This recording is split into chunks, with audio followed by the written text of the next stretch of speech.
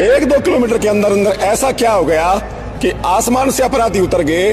उस बेटी के साथ हुआ क्या है, उसकी बच्चेदानी गायब है, उसकी किडनी गायब है, उसके मुंह पे तेजाब डाला जाता है। जितना हार्ड उस बेटी का अगर आप पोस्टमार्टम की रिपोर्ट पढ़ेंगे ना तो आप पढ़ नहीं पाएंगे, इतनी दरिंदगी की गई है। सोचिए, एक 19 साल की लड़की जो सिर्फ अपने सपनों को पूरा करने के लिए नर्सिंग कॉलेज में बीएससी नर्सिंग का एडमिशन फॉर्म भरने जाती है और 2 दिन बाद उसकी लाश खेत में मिलती है, वो भी इतनी बुरी हालत में कि जिसने भी देखा उसके रोंगटे खड़े हो गए। हर कोई रोने पर मजबूर हो गया क्योंकि मनीषा की दोनों आंखों को निकाल लिया गया था। मनीषा के चेहरे को तेजाब से जला दिया गया था। उसके शरीर से दोनों किडनियां गायब थीं, उसकी आंतें गायब थीं, बच्चेदानी गायब थीं, जांघों पर जबरदस्ती करने के निशान थे, उसके जबड़े को पूरी तरीके से तोड़ दिया गया था। ये दृश्य जिसने भी अपनी आंखों से देखा उसकी रूह कांप गई। आखिर कौन थे वो दरिंदे जिन्होंने ऐसा किया था? जब आप जानेंगे तो आप भी सोचने पर मजबूर हो जाएंगे कि क्या सच में इंसान इतना भी हैवान बन सकता है। इस वीडियो में मैं इस केस के हर पहलू पर बात करूंगा, साथ ही बताऊंगा कि कौन है वो लोग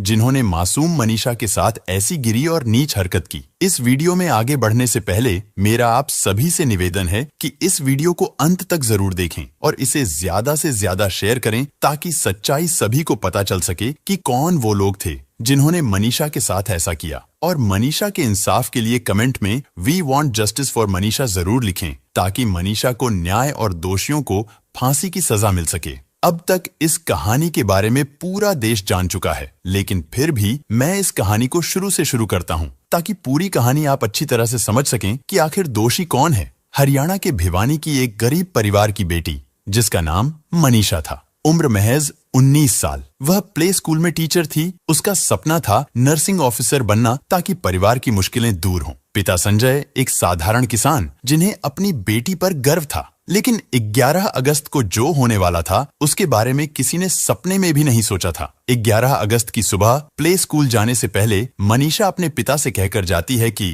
पापा, आज मैं प्ले स्कूल से निकलकर सिंघानी के ideal school and nursing college जाऊंगी। मुझे बीएससी नर्सिंग का फॉर्म भरना है और एडमिशन के बारे में पूछना है। घर आने में 5 बज जाएंगे। पापा ने कहा, ठीक है बेटा, समय से आ जाना। सुबह मनीषा प्ले स्कूल जाती है। स्कूल की छुट्टी होने के बाद वो करीब 1:30 बजे वहां से अपने पापा को फोन करके बताती है कि वह नर्सिंग कॉलेज जा रही है। पिता को लगा कि मनीषा कॉलेज गई है, शाम तक आ जाएगी। वो अपने काम में लग गए, लेकिन शाम के 6 बज गए, मनीषा घर नहीं लौटी। पिता को लगा कि शायद कोई सवारी उसे नहीं मिली होगी, इसीलिए अभी तक नहीं आई। अक्सर गांव के एरिया में सवारी या ऑटो मिलने में बड़ी दिक्कत होती है, इसलिए मनीषा के पिता बस यही आस लगाकर बैठे थे कि उनकी बेटी जल्द ही घर लौट आएगी। वो मनीषा को फोन करते हैं, लेकिन उसका नंबर नहीं लगता। लेकिन शाम 6:26 पर मनीषा के फोन से पिता के फोन पर एक 10 सेकंड की घंटी बजती है। पिता फोन उठाने ही जा रहे थे कि फोन कट गया, लेकिन जब उन्होंने वापस से फोन किया तो मनीषा का फोन रिसीव नहीं हुआ। पिता कई बार फोन करते हैं, लेकिन मनीषा का फोन नहीं उठता। फिर फोन बंद हो जाता है। पिता डर जाते हैं कि कहीं उनकी बेटी के साथ कोई हादसा तो नहीं हो गया। वो तुरंत आनन फानन में सिंघानी के ideal school and nursing college पहुंच जाते हैं। मनीषा के पिता ने वहां के गार्ड से जाकर पूछा। उस गार्ड को मनीषा की तस्वीर दिखाई और कहा कि ये लड़की क्या इस कॉलेज में आई थी? तो गार्ड ने साफ मना कर दिया। गार्ड ने कहा, नहीं, ये लड़की नहीं आई थी। फिर मनीषा के पिता 2 और गार्ड से पूछते हैं। उन्हें भी मनीषा की तस्वीर दिखाते हैं कि क्या ये लड़की यहाँ आई थी? उन्होंने भी मना कर दिया। मनीषा के पिता उनके सामने हाथ जोड़ते हैं कि हमें सीसीटीवी वीडियो दिखाओ, लेकिन कॉलेज के दोनों गार्ड नशे में थे। उन्होंने कहा कि हम नहीं दिखा सकते, स्टाफ नहीं है। यहीं से मनीषा के पिता का माथा सनक गया। उन्होंने तुरंत 112 पर कॉल किया। थोड़ी देर बाद police ideal school and nursing college पहुंच जाती है। मनीषा के पिता पुलिस को सारी बात बताते हैं, लेकिन पुलिस कॉलेज के 2-4 स्टाफ से पूछताछ करके वहां से मनीषा के पिता को लेकर वापस सिंघानी गांव में छोड़ देती है। 112 पुलिस ने मनीषा के पिता से कहा कि आप लोहारू पुलिस स्टेशन जाओ और FIR कराओ। मनीषा के पिता लोहारू पुलिस स्टेशन जाते हैं। थाने में जाकर रिपोर्ट लिखवाने की कोशिश करते हैं कि मेरी बेटी मनीषा लापता है, लेकिन मनीषा के पिता के साथ पुलिस ने जो व्यवहार किया उसने सबके होश उड़ाकर रख दिए। मनीषा के पिता ने जब पुलिस से कहा कि मेरी बेटी लापता है तो पुलिस ने पूछा, तुम्हारी बेटी की उम्र क्या है? मनीषा के पिता ने बताया, मेरी बेटी 19 साल की है। इस पर पुलिस ने कहा, तुम्हारी बेटी बालिग है, हो सकता है अपनी मर्जी से किसी के साथ पिकनिक मनाने चली गई हो, वो किसी के साथ भाग गई होगी। 24 घंटे इंतजार करो, वह वापस लौट आएगी। मनीषा के पिता हाथ जोड़ते हैं, गिड़गिड़ाते हैं, कहते हैं कि मेरी बेटी ऐसा नहीं कर सकती, उसके साथ जरूर कोई दुर्घटना हुई है। लेकिन पुलिस ने FIR नहीं लिखा। सोचिए, जिस पिता की बेटी गायब हुई थी, उस पिता से हमारे देश की पुलिस कह रही है कि तुम्हारी बेटी बालिग है, किसी के साथ पिकनिक मनाने गई है, वो किसी के साथ भाग गई है। मजबूर पिता हाथ जोड़ते हैं, गिड़गिड़ाते हैं, फिर भी FIR नहीं लिखी गई। वो थक हार कर घर आ जाते हैं। मनीषा 11 अगस्त को गायब हुई थी और अगली सुबह यानी 12 अगस्त को मनीषा के परिजन उसे हर जगह ढूंढते हैं। वे उस ideal school and nursing college भी जाते हैं जहां से मनीषा गायब हुई थी। दोबारा से पूरा परिवार CCTV वीडियो दिखाने के लिए हाथ जोड़ता है, लेकिन किसी ने उन्हें CCTV वीडियो नहीं दिखाया, बल्कि उनसे कहा गया कि 13 अगस्त को प्रिंसिपल साहब आएंगे, तब आप आना, हम दिखा देंगे। सुबह से शाम हो जाती है, लेकिन मनीषा का कहीं पता नहीं चलता। मनीषा के पिता का रो रो कर बुरा हाल था। मनीषा का पूरा परिवार परेशान था। गांव के सभी लोग मनीषा को पागलों की तरह ढूंढ रहे थे, लेकिन मनीषा मिल नहीं रही थी। पिता फिर रोते बिलखते लोहारू पुलिस स्टेशन जाते हैं। पुलिस से कहते हैं कि हमने मनीषा को हर जगह ढूंढा, लेकिन उसका कहीं पता नहीं चल रहा। फिर भी पुलिस वाले उस मजबूर पिता की एक भी बात नहीं सुनते। लेकिन जब रात के 7:30 बजे परिजनों का जमावड़ा पुलिस स्टेशन में लगने लगता है, तब जाकर पुलिस वालों ने थक हार कर FIR दर्ज करने के लिए हामी भरी। FIR तो दर्ज कर ली गई, लेकिन इसके बाद भी पुलिस ने कोई ठोस कदम नहीं उठाया। न तो नर्सिंग कॉलेज का CCTV फुटेज चेक किया गया, न ही ये पता लगाया गया कि मनीषा के गायब होने के समय उसकी आखिरी लोकेशन कहाँ थी, और न ही पुलिस ने मनीषा को ढूंढने की कोई गंभीर कोशिश की। FIR के नाम पर सिर्फ खाना पूर्ति की गई। परिवार और गांव वाले मनीषा को हर जगह ढूंढ रहे थे। लेकिन तभी 13 अगस्त की सुबह करीब 9 बजे मनीषा के पिता के पास लोहारू पुलिस थाना की ASI शकुंतला का फोन आता है। ASI शकुंतला बताती हैं, सिंघानी में एक लड़की की डेड बॉडी मिली है, आप आकर देख लीजिए। परिजन जब उस जगह पहुंचे तो लाश को देखकर उनके रोंगटे खड़े हो गए। देखने से लग रहा था कि उसके चेहरे को तेजाब से जलाया गया था। कपड़े फटे थे, आंखों को नोचा गया था, किडनियां गायब थीं, आंतें गायब थीं, बालों को उधेड़ दिया गया था, बच्चेदानी, गर्भाशय गायब थी, सलवार की डोरी खुली हुई थी, शरीर के कई हिस्सों की हालत सड़ी गली थी और कुछ अंग भी लापता थे। जांघों पर जबरदस्ती करने के निशान थे। उसके जबड़े को पूरी तरीके से तोड़ दिया गया था। ये दृश्य जिसने भी अपनी आंखों से देखा, उसकी रूह कांप गई। लाश पहचान में नहीं आ रही थी, लेकिन परिवार ने कपड़ों और अन्य चीजों से पहचान की। तब पता चला कि ये लाश मनीषा की है। घर वालों के समझ में आ चुका था कि उनकी बेटी के साथ गलत काम करके उसे मार दिया गया है। पूरे परिवार में चीख पुकार मच जाती है। परिजन और पूरे गांव वाले जगह जगह चक्का जाम कर देते हैं। पुलिस के खिलाफ जमकर नारेबाजी होती है। परिजनों ने आरोप लगाया कि अगर पुलिस समय पर FIR दर्ज करती और जांच करती तो मनीषा आज जिंदा होती। देखते ही देखते आसपास के गांव के लोग भी सड़कों पर उतर आए और नारेबाजी करने लगे। परिजनों का लगातार कहना था कि दुष्कर्म के बाद मनीषा को बेरहमी से मार दिया गया है, उसके बॉडी पार्ट गायब हैं और उसके चेहरे को तेजाब से जलाया गया है। परिजनों की मांग थी कि उन्हें इंसाफ चाहिए और दोषियों को फांसी दी जाए। उसके बाद पूरा प्रशासन आता है। लोहारू के SDM भी आते हैं, डिप्टी कमिश्नर भी आते हैं। उन्होंने परिजनों को आश्वासन दिया कि 24 घंटे के अंदर हम मुजरिमों को गिरफ्तार कर लेंगे। लेकिन परिवार ने साफ कहा, जब तक दोषियों की गिरफ्तारी नहीं होगी तब तक अंतिम संस्कार नहीं करेंगे। इसके बाद बॉडी को तुरंत पोस्टमार्टम के लिए भेज दिया गया। भिवानी के सिविल हॉस्पिटल में पोस्टमार्टम किया गया, लेकिन जब रिपोर्ट आई तो परिवार को विश्वास नहीं हुआ। रिपोर्ट सामने आने के बाद मामला और उलझ गया।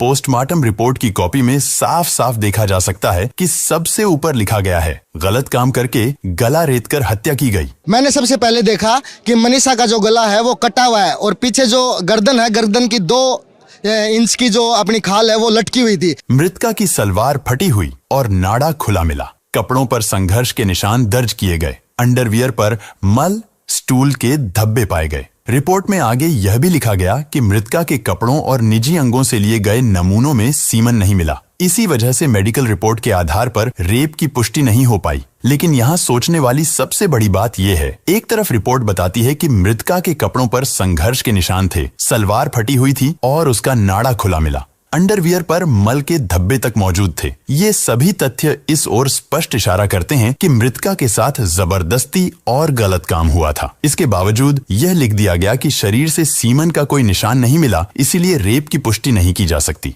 जबकि सुप्रीम कोर्ट ने कई मामलों में यह साफ कहा है कि सिर्फ शरीर से सीमन न मिलना यह साबित नहीं करता कि रेप नहीं हुआ। सीमन कई कारणों से शरीर से नहीं मिल पाता, जैसे पीड़िता के कपड़े बदल दिए जाना, धुलाई होना, समय बीत जाना या अपराधियों द्वारा सबूत मिटाने की कोशिश करना। इसलिए कानून की दृष्टि से और न्यायालय के अनुसार केवल सीमन का न मिलना रेप से इनकार करने का आधार नहीं हो सकता। कपड़ों की स्थिति, संघर्ष के निशान और परिस्थितिजन्य साक्ष्य भी उतने ही अहम माने जाते हैं। इसके अलावा रिपोर्ट में यह भी दर्ज है कि मृतका के दोनों घुटनों पर चोट के निशान थे, लेकिन न तो उस जगह से सलवार फटी थी और न ही कोई रगड़ने का निशान मिला। इसका मतलब साफ है कि लड़की के साथ गलत काम करने के बाद उसे सलवार पहनाई गई और इसके बाद जो बातें रिपोर्ट में लिखी गई हैं, उन्हें जानकर आपके रोंगटे खड़े हो जाएंगे। पोस्टमार्टम रिपोर्ट के अनुसार शव पर घास, पुआल और सड़े हुए ऊतक लगे हुए थे और तेज बदबू आ रही थी। शरीर और कपड़ों पर कई जगह मक्खियों के अंडे थे। सिर के आगे, दोनों तरफ और पीछे के बाल आसानी से उखड़ रहे थे। पूरे शरीर और खोपड़ी की त्वचा पर सड़न के कारण काले धब्बे थे। चेहरा, गर्दन और सिर के कुछ हिस्सों की त्वचा और नरम ऊतक गायब थे। नाक और आंख की संरचना भी नहीं थी और आंखें भी गायब थीं। गर्दन की कुछ हड्डियां और अंदर के ऊतक भी सड़ चुके थे। शरीर की त्वचा कई जगह से उतर चुकी थी और हाथ पांव की त्वचा आंशिक रूप से हट चुकी थी। छाती तनी हुई थी और पेट फूला हुआ था। बच्चेदानी आंशिक रूप से बाहर निकली हुई थी। गले पर रस्सी के निशान नहीं मिले। दोनों आंखों और कॉर्निया का हिस्सा गायब था। मुंह, नाक, कान, गुदा या योनि से खून या झाग जैसी कोई चीज नहीं थी। सबसे बड़ा घाव गर्दन के सामने और दोनों तरफ था, जिसका आकार लगभग 29.5 सेंटीमीटर गुणे 16 सेंटीमीटर था। घाव के किनारे लाल, सूजे हुए और अनियमित थे। पोस्टमार्टम रिपोर्ट में यह भी दर्ज किया गया कि शव पर कीड़ों या जानवरों द्वारा खाए जाने के निशान पाए गए। कई अंदरूनी मांसपेशियां और हड्डियों का हिस्सा भी गायब था। लेकिन सबसे बड़ा सवाल यही है कि क्या किसी भी इंसान का शरीर केवल 2 दिन में इतना ज्यादा सड़ सकता है? ये किसी भी तरह मानने वाली बात नहीं लगती। जैसा कि परिजनों ने आरोप लगाया था कि तेजाब से चेहरे को जलाया गया, तो क्या उसी तेजाब के कारण मनीषा की बॉडी इतनी ज्यादा सड़ चुकी थी? मनीषा के परिजनों का गुस्सा फूट पड़ा। उनका कहना था कि यह रिपोर्ट झूठी और मनगढ़ंत है, जिसे केवल आरोपियों को बचाने के लिए पुलिस और प्रशासन ने तैयार करवाया है। परिजनों ने आरोप लगाया कि उनकी बेटी के साथ दरिंदगी हुई है, लेकिन पुलिस सच्चाई छिपा रही है। पोस्टमार्टम रिपोर्ट में लिखा गया था कि मनीषा की बॉडी को जानवरों ने नोचा था, लेकिन परिवार का साफ कहना है कि लाश के पास किसी भी जानवर के पैर के निशान नहीं थे। अगर किसी जानवर ने शव को खाया या नोचा होता तो वहां खून या मांस के टुकड़े आसपास गिरे होते, लेकिन ऐसा कुछ भी वहां मौजूद नहीं था। इसके विपरीत लाश के आसपास बियर और शराब की खाली बोतलें पड़ी थीं। गाड़ी के टायर के निशान भी मौके पर मौजूद थे। उन्होंने शव लेने से साफ इनकार कर दिया। धीरे धीरे यह मामला पूरे प्रदेश और फिर देश भर में चर्चा का विषय बन गया। जगह जगह आक्रोश फैलने लगा। गांव से लेकर शहरों तक लोग सड़कों पर उतर आए। सैकड़ों हजारों लोग मोमबत्तियां लेकर सड़कों पर निकले और न्याय की मांग की। दिल्ली के इंडिया गेट और जंतर मंतर पर छात्रों और सामाजिक संगठनों ने कैंडल मार्च निकाला। हरियाणा के कई जिलों में महिलाएं और युवक हाथों में तख्तियां लेकर सड़कों पर उतर आए। जगह जगह नारे लगे। यह आंदोलन इतना तेज हो गया कि देश भर की मीडिया ने इसे प्रमुखता से दिखाना शुरू कर दिया और सोशल मीडिया पर भी #Justice for Manisha ट्रेंड करने लगा। परिजनों और ग्रामीणों के विरोध तथा पुलिस पर लापरवाही के आरोपों के बाद हरियाणा सरकार ने लोहारू थाना के 5 पुलिसकर्मियों को निलंबित कर दिया। अशोक कुमार SHO लोहारू प्रभारी, ASI शकुंतला, 112 के ASI अनूप, कांस्टेबल पवन, SPO धर्मेंद्र। इन 5 पर आरोप था कि मनीषा की गुमशुदगी और बाद की घटना में समय पर कार्रवाई नहीं की गई। इसके अलावा भिवानी के SP मनबीर सिंह का तबादला कर दिया गया और IPS सुमित कुमार को नया SP नियुक्त किया गया। SP का ट्रांसफर और पुलिस अधिकारियों पर कार्रवाई हुई, लेकिन परिवार अभी भी संतुष्ट नहीं था। मनीषा के परिजनों ने पहली पोस्टमार्टम रिपोर्ट पर सवाल उठाते हुए दोबारा पोस्टमार्टम कराने की मांग की। परिजनों का गुस्सा और जनाक्रोश इतना तेज था कि प्रशासन और पुलिस पर भारी दबाव बन गया। जगह जगह हो रहे प्रदर्शन और कैंडल मार्च की वजह से हालात बिगड़ने लगे। आखिरकार बढ़ते दबाव और जनता के गुस्से के सामने हरियाणा के मुख्यमंत्री नायब सिंह सैनी को भी झुकना पड़ा और दूसरी बार पोस्टमार्टम कराने का आदेश जारी करना पड़ा। मनीषा का दूसरा पोस्टमार्टम PGIMS रोहतक में कराया गया। दूसरी रिपोर्ट के अनुसार शव बहुत ज्यादा सड़ा गला था, उस पर कीचड़ और खरपतवार चिपके हुए थे और पूरे शरीर से तेज बदबू आ रही थी। चेहरे के हिस्से, आंखें, कान आदि सड़े हुए पाए गए। जीभ और गले के ऊतक भी पूरी तरह गल चुके थे। शरीर के कई हिस्सों की त्वचा जगह जगह से सड़ चुकी थी। गर्दन की हड्डियों में C3 से C5 कशेरुकाएं गायब थीं, जबकि C6 हड्डी टूटी हुई थी। लेकिन उस फ्रैक्चर वाली जगह पर खून का रिसाव नहीं था, यानी यह चोट मृत्यु के बाद भी हो सकती थी। पेट के अंदर से गर्भाशय, बच्चेदानी, दोनों अंडाशय, दोनों गुर्दे, प्लीहा और आंतों के कुछ हिस्से गायब मिले। आंखों, पुतलियों और कॉर्निया की हालत भी पूरी तरह सड़ी गली थी।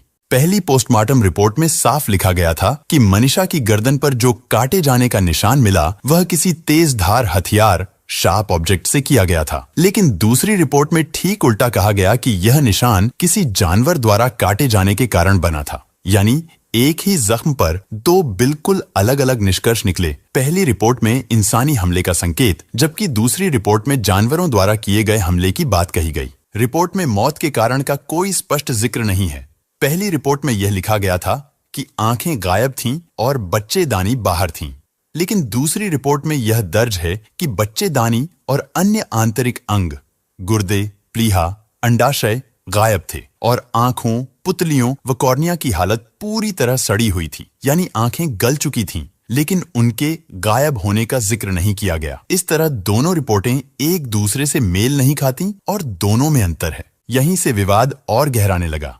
मनीषा के परिजनों ने साफ आरोप लगाया कि पुलिस सच छिपा रही है और आरोपियों को बचाने की कोशिश कर रही है। सबसे बड़ा सवाल उठने लगा कि दो अलग अलग मेडिकल टीम्स इतनी अलग अलग बातें आखिर कैसे लिख सकती हैं। पोस्टमार्टम को मैं पढ़ नहीं पाया, इतना यानी भीतर के ऑर्गन गायब है। सच्चाई तो ये है उसकी बच्चेदानी गायब है, उसकी किडनी गायब है। बच्चेदानी गायब है, उसकी किडनी गायब है, उसके मुंह पे तेजाब डाला जाता है। जितना हार्ड उस बेटी का अगर आप पोस्टमार्टम रिपोर्ट पढ़ेंगे ना तो आप पढ़ नहीं पाएंगे, इतनी दरिंदगी की गई है। लेकिन अगले दिन आई विसरा रिपोर्ट में यह स्पष्ट लिखा गया कि मनीषा ने कीटनाशक पेस्टिसाइड पिया था। उसकी बॉडी में कीटनाशक पाया गया, जिसकी वजह से उसकी मृत्यु हुई। पेस्टिसाइड यानी कीटनाशक वही जहर जिसे किसान फसल में कीड़े मारने के लिए इस्तेमाल करते हैं। कई एक्सपर्ट्स का मानना है कि चूंकि मनीषा की बॉडी खेत में मिली थी, अगर आसपास के खेतों में फसल पर कीटनाशक डाला गया था तो भी बॉडी में कीटनाशक के अंश आ सकते हैं।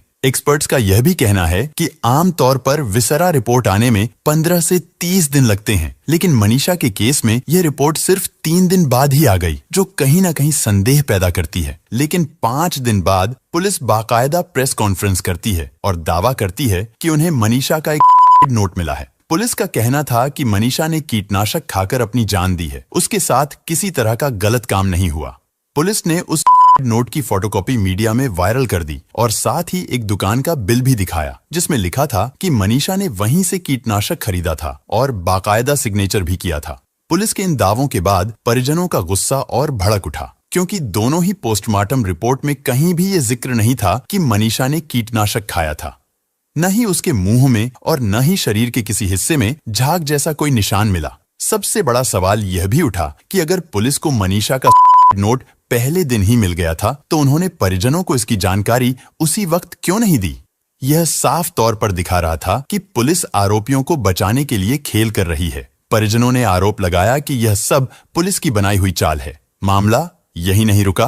पुलिस ने जो नोट दिखाया वो असली नहीं बल्कि सिर्फ फोटोकॉपी था और उसमें सबसे अहम सवाल ये था कि मनीषा का परिवार हरियाणवी और हिंदी ज्यादा समझता है, लेकिन वह नोट अंग्रेजी में लिखा गया था, जबकि सबको पता था कि मनीषा के माता पिता को अंग्रेजी बिल्कुल भी नहीं आती।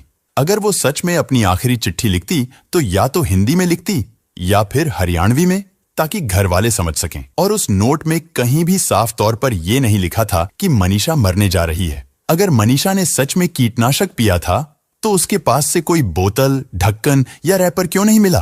पुलिस कहती रही कि उसने कीटनाशक गांव की दुकान से खरीदा और बाकायदा साइन भी किया। लेकिन जरा सोचिए, क्या गांव की दुकानों पर कीटनाशक लेते समय दुकानदार कभी बिल या रजिस्टर पर सिग्नेचर करवाता है? मैंने तो आज तक ऐसा होते नहीं देखा। और अगर मान भी लिया जाए कि उसने खरीदा था, तो क्या वो जहर पीने के लिए 2 किलोमीटर दूर खेत में जाएगी?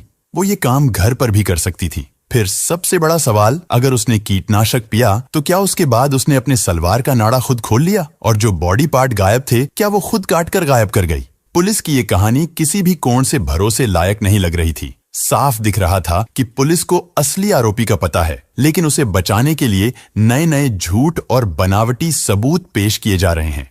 यहीं से विवाद और गहराने लगा। मनीषा के परिजनों ने पुलिस पर सीधा आरोप लगाया कि वे सच छिपा रहे हैं और आरोपियों को बचाने की कोशिश कर रहे हैं। जगह जगह प्रदर्शन और विरोध शुरू हो गए। परिजनों का गुस्सा अब उबाल पर था। उन्होंने साफ कह दिया था कि जब तक मनीषा का पोस्टमार्टम दिल्ली एम्स में नहीं होगा और जब तक पूरे मामले की जांच सीबीआई को नहीं सौंपी जाएगी, तब तक वे शव का अंतिम संस्कार नहीं करेंगे। हर तरफ यह सवाल गूंजने लगा कि आखिर पुलिस क्यों बार बार पोस्टमार्टम रिपोर्ट में विरोधाभास पेश कर रही है और क्यों जबरदस्ती आत्महत्या का एंगल लाने की कोशिश कर रही है। जैसे जैसे लोगों का गुस्सा बढ़ा, वैसे वैसे आंदोलन भी तेज होता गया। आखिरकार बढ़ते जनाक्रोश और परिवार के अडिग रुख को देखते हुए सरकार को दखल देना पड़ा। शव कई दिनों तक रखा रहा, जिससे पूरे माहौल में तनाव और गहराता गया। दबाव बढ़ने पर सरकार को मजबूरन मनीषा का तीसरी बार पोस्टमार्टम दिल्ली एम्स में कराना पड़ा। उच्च स्तर की बैठक हुई और केस को सीबीआई के हवाले कर दिया गया। जब परिवार की दोनों मांगें पूरी हुईं, तब 21 अगस्त को मनीषा का अंतिम संस्कार पूरा हुआ। अगर गौर से देखा जाए तो किसी केस में 3 बार पोस्टमार्टम होना बेहद असामान्य है। सुशांत सिंह राजपूत केस में भी सिर्फ 2 बार ही पोस्टमार्टम हुआ था। सवाल यही उठता है, अगर पुलिस की तरफ से लापरवाही या साजिश नहीं होती, तो आखिर मनीषा का पोस्टमार्टम तीसरी बार क्यों कराया गया? दरअसल मनीषा का परिवार लगातार कहता रहा कि उनकी बेटी नर्सिंग कॉलेज गई थी और वहीं से गायब हो गई। परिजनों ने कई बार पुलिस से कहा कि कॉलेज का सीसीटीवी फुटेज चेक कराया जाए और मनीषा की आखिरी लोकेशन पता की जाए, लेकिन पुलिस ने न तो कॉलेज का सीसीटीवी देखा, न ही उसकी आखिरी लोकेशन ट्रेस की। परिजनों ने यह भी कहा कि जिस दिन मनीषा गायब हुई थी, उस रात 12 बजे उसके मोबाइल से फोन आया था, लेकिन 1 मिनट बाद ही मोबाइल बंद हो गया। कल रात में उसका फोन 12:04 के ऊपर ऑन हुआ है, उसके बाद बंद हो गया है। दोबारा हमने कॉल किया तो फिर स्विच ऑफ हो गया है। इसके बावजूद पुलिस ने आखिरी लोकेशन तक ट्रेस करने की कोशिश नहीं की।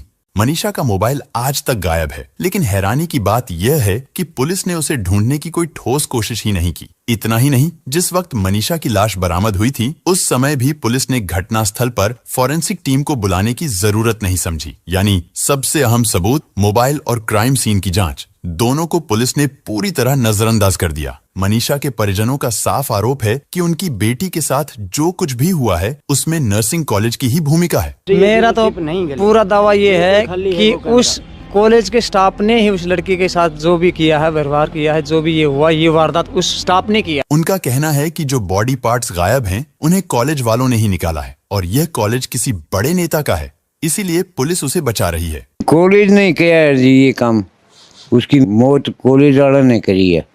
उसकी किडनी भी निकाली है, वो भी उनने निकाली है। आँख निकाली है, वो भी उनने निकाली है। जो भी चीज़ बच्चादानी निकाली है, वो भी उनने निकाली है। कई एक्सपर्ट्स का भी मानना है कि अगर सिर्फ दुष्कर्म हुआ होता तो बॉडी से इस तरह के अंग गायब नहीं होते। यह काम साफ तौर पर ऐसे लोगों का है जिन्हें मेडिकल नॉलेज है और जो जानते हैं कि अंग कैसे निकाले जाते हैं। क्योंकि मनीषा की बॉडी से आंखें, दिमाग, आंत, किडनी और बच्चेदानी सब गायब थे। ये काम कोई आम अपराधी नहीं कर सकता। दावा किया गया है कि पहले मनीषा को गायब किया गया, फिर उसके अंग निकाले गए और बाद में पहचान छिपाने के लिए उसकी बॉडी पर तेजाब या कोई केमिकल डाला गया, ताकि ऐसा लगे कि अंग सड़ गल गए हैं और किसी ने निकाले नहीं हैं। इसके बाद रात के अंधेरे में उसकी बॉडी खेत में फेंकी गई। अब सबसे अहम सवाल उठता है, अगर मनीषा का शव 2 दिन से खेत में पड़ा होता तो गांव वालों को यह पहले ही दिन यानी 12 अगस्त को मिल जाता, क्योंकि जिस जगह लाश मिली वहां लोगों का आना जाना लगा रहता है। साफ है कि बॉडी 12 अगस्त की रात को वहां रखी गई और सुबह गांव वालों ने देखकर पुलिस को सूचना दी। महज 2 दिन में इतने बड़े बड़े अंग नेचुरल डिकम्पोजिशन से गायब नहीं हो सकते। इससे साफ शक होता है कि ये अंग सर्जिकल तरीके से निकाले गए। ऐसे में सबसे बड़ा शक कॉलेज प्रशासन और ऑर्गन माफिया पर जाता है, क्योंकि ऑर्गन ट्रैफिकिंग जैसे काम के लिए मेडिकल नॉलेज और नेटवर्क चाहिए जो किसी नर्सिंग कॉलेज के पास ही हो सकता है। इसीलिए मनीषा का केस अब सिर्फ हत्या का मामला नहीं रह गया है। यह एक रहस्य है जिसमें शक की सुई सीधे ऑर्गन माफिया और कॉलेज प्रशासन की ओर घूमती है। रईस आदमियों का हाथ है जिन्होंने ये हत्याकांड किया, इस हत्याकांड को अंजाम दिया। जो बंदे हैं ना वो मोटी मोटे मनीषा के लड़के हैं। जब ये न्याय नहीं हो रहा। क्या मनीषा ऑर्गन ट्रैफिकिंग का शिकार बनी? हाँ, संभावना से इनकार नहीं किया जा सकता। नर्सिंग कॉलेज, गायब अंग और परिवार के आरोप, इन सबको जोड़ने पर यह शक और गहरा हो जाता है। लेकिन अभी तक कानूनी रूप से पुख्ता सबूत सामने नहीं आए हैं। सच्चाई सिर्फ सीबीआई जांच से ही सामने आ पाएगी। लेकिन आपका क्या मानना है? क्या मनीषा के साथ जो दर्दनाक घटना हुई है वह सचमुच कॉलेज वालों ने ही की है? क्या अब सीबीआई उन दरिंदों तक पहुंच पाएगी जिन्होंने मनीषा के साथ ऐसा घिनौना अपराध किया? और क्या मनीषा को अब बिना देरी के न्याय मिलना चाहिए? इस पूरे मामले पर अपनी राय जरूर साझा करें।